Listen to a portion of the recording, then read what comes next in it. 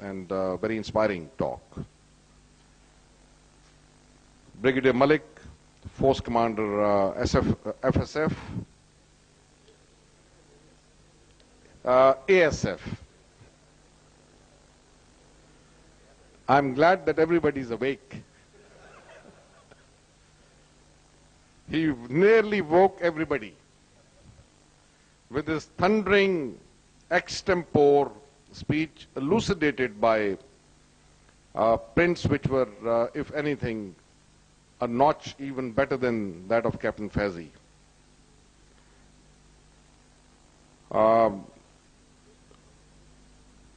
Most inspiring, he talked of the nature of threat,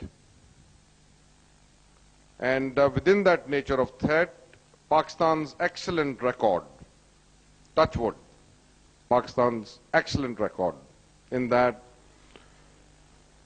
I can personally vouch for it. And what he missed out is that he's been one of the best goalkeepers himself. And I'm sure the Globetrotters of USA would have picked him up for that if he hadn't joined the airport security force. A very, very inspiring lecture, and something which is not a part of the culture of the developed countries, but keeping in view our socio-economic and our geostrategic environments. An extremely necessary job and being done extremely well, which has tremendous bearings on the safety aspects of the airline. Thank you very much, Brigadier Malik. And last but not the least, Dr. Kraka, Senior Vice President, I AAPA. And I think it was just in time that DMD Marketing, Director Airport Service, and Director Engineering and Maintenance walked in to receive his message that passenger is indeed the very king around which we build the shroud of safety, because it is he who has to pay for the sustenance of all the airlines of the world. Otherwise, there would be no falpa, no I AAPA, no palpa, had there been no satisfied customers. So as far as I'm concerned, the 37 years of experience of Dr. Kraka and the points that emanate from his conversation are the main scarlet thread around which the sustenance of the aviation industry across the globe really depends. Passenger is the king. And very valid points for evacuation procedures requiring cool nerves and discipline within the aircraft. Dangerous goods in combis, a point to think about for PIA as well as other airlines using combi.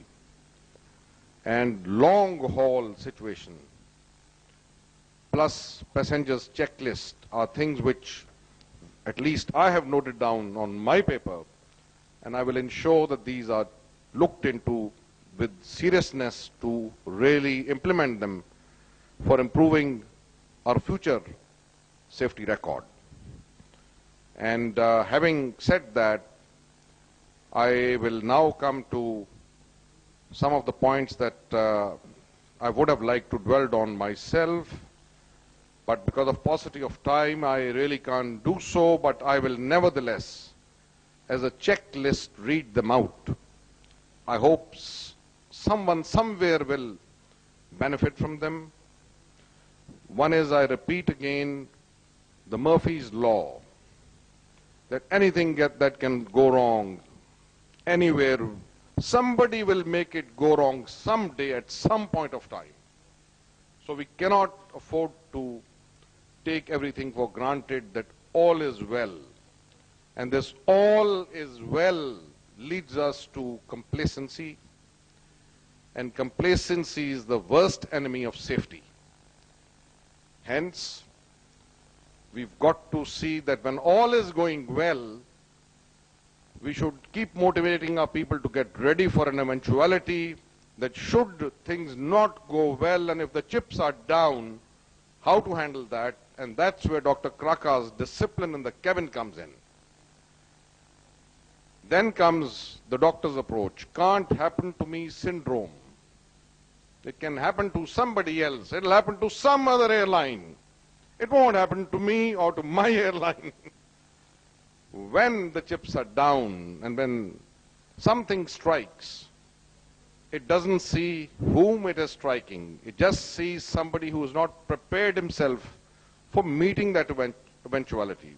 In the aviation business or in the locomotion business, one has to remain on the guards, and to turn a deaf ear or to turn one's face around and think that it can't happen to me is the biggest way to cheat one's own self. Then is the homotitis. Another doctor's jargon. We have the chief flight surgeon sitting in the third row. The feeling for cabin crew, the cockpit crew, the engineers of getting back home, of wanting to get back home. That I must get back home because my children and wife are waiting for me. The homotitis is itself a safety hazard. And we have seen a number of accidents across the world due to the homotitis factor. And that has to be avoided too. Then, as that President I FALPA had said, safety is not just the corporate body's responsibility, it is everybody's responsibility.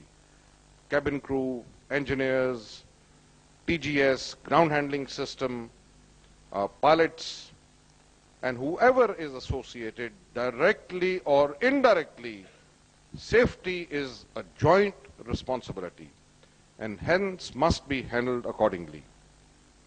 And that includes ground safety, not just air safety. And this can be boosted or it can be improved upon by a strong quality assurance program in every department, and hence the ISO 9000 requirements, which I had promised day before yesterday, and I re-emphasized that and did so early this morning, that TQM, Total Quality Management, and ISO 9000 is something which we will insist on, that all departments within PIA and outside PIA, they harmonize meeting and fulfilling the needs of ISO 9000, ISO 9001, and ISO 9002 wherever applicable. And last point from my side, before I come to the end of my summary, is a tendency towards saying, and this is where Captain Naqvi comes in, that it's not my job attitude. This happened, it was not my department which was concerned with it. It was somebody else's department that had to do that. The glass wall separation. It is, safety is everybody's responsibility. We've got to see that problem, if seen, is solved and then reported to the other department. Not waited to be reported to see that some action can be taken. And that leads to, again, sir, your point of preemption and stitch in time. Saves 9 approach. Solve the problem and then report to the department concerned for taking further action. And with these few words, then I now come to the near end of my conclusion, and for that I'd like to thank Captain Rob McInnes, Captain Ted Murphy, Captain Wim Van Beek, Captain Khizr Naqvi, Captain Amjad Faizi,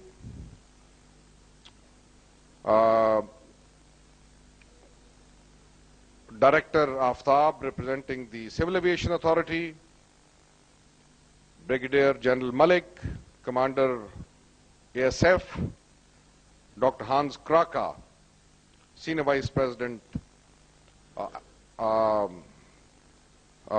AAPA, for their very thought-provoking discourse, the lessons of which I'm sure concerned people have picked up in their own manner and in their own style, and has been also recorded.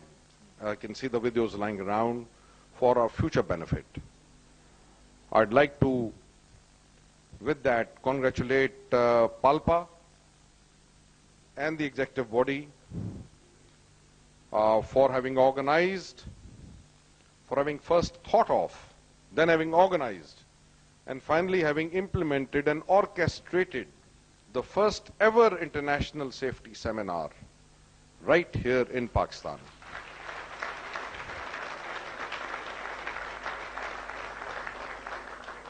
Well done, Captain Butcha and your team, and the spirit behind it, Captain Rabani.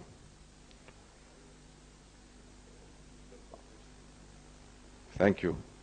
I'd also like to thank IAAPA and the senior executive team of IAAPA for having spared their valuable time to come all the way to Pakistan and having joined us.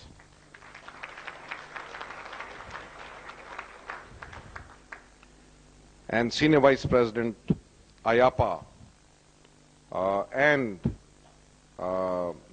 his charming wife for having honored us with their wisdom and experience, coming all the way.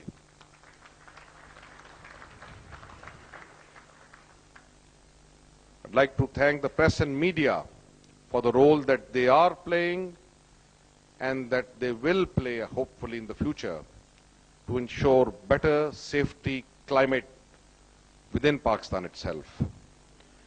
And as I end, I'd like to highlight an issue that we've talked of CRM, crew resource management or corporate resource management at any level.